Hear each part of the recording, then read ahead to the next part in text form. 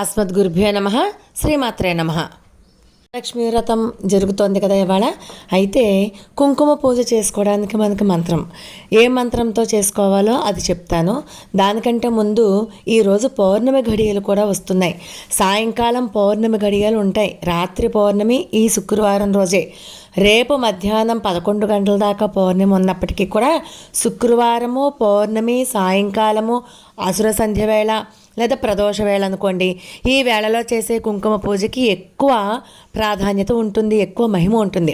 కాబట్టి ప్రతి ఒక్కళ్ళు కూడా సాయంకాలం ఆవునేతి దీపారాధన చేసి చక్కగా పౌర్ణమి నాడు అమ్మవారి యొక్క మంత్రంతో కుంకుమ పూజ చేసుకోండి. ఓం శ్రీం హ్రీం క్లీం శ్రీ మహాలక్ష్మ్యై నమః. ఓం శ్రీం హ్రీం క్లీం మహాలక్ష్మ్యై నమః.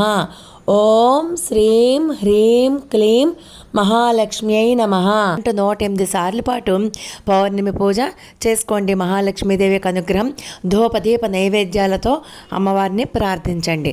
శ్రీమాత్రే నమః. కనకధార స్తోత్రాన్ని పౌర్ణమి పూట వీలైతే 3 సార్లు చదువుకోండి, లేకపోతే కనీసం ఒక్కసారైనా సరే పఠించండి.